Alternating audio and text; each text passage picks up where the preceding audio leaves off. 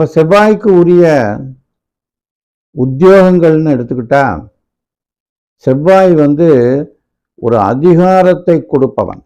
எந்த வேலையில் அவர் இருந்தாலும், ஒரு போலீஸுக்கு போய் வேலை சேர்ந்தாலும் அதில் ஒரு இன்ஸ்பெக்டராக இருப்பார், அல்லது ஒரு டிஐஜியாக இருப்பார், அல்லது ஒரு டிஜிபியாக இருப்பார். அந்த மாதிரி மிலிட்ரியில் இருந்தால் ஒரு கேப்டனாக இருப்பார், ஒரு பெரிய ஒரு அத்தாரிட்டி பர்சனாக இருப்பார். அது மட்டுமல்ல, நிறைய நிலபுலன்களோட ஒரு பண்ணையார் மாதிரி அமைப்பில் இருக்கக்கூடிய வாய்ப்பு இருக்குது. இவரை கையில் பிடிக்க முடியாது. பெரிய ராஜயோகத்தில் இருப்பார், உயர்ந்த பதவிக்கு வருவார், அதிகாரமிக்க பதவியில் இருப்பார். அதில் ஒன்றும் சந்தேகம் இல்லை. அவர் அப்படி இடத்துல தான் பிறப்பார், அப்படிப்பட்ட உயர்வை தான் அவர் அடைவார், அந்த மாதிரி தான் அவர் வாழ்வார்.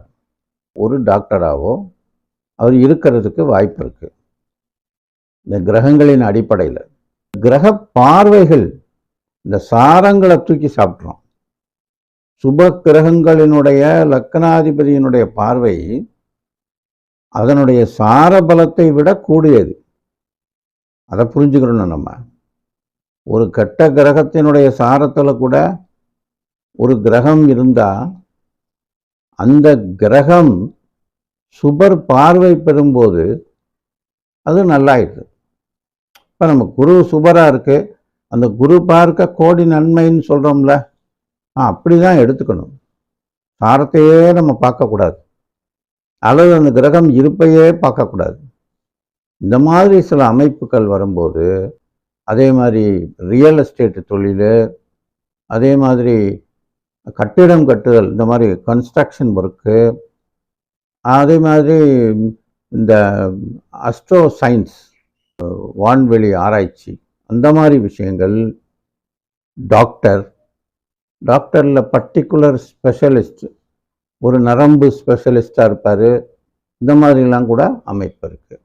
இதில் பெண்கள் இருந்தால் கூட அந்த மாதிரி இருக்கக்கூடிய வாய்ப்புகள் இருக்குது. அவங்களும் இந்த மிலிட்டரி, போலீஸ் துறை,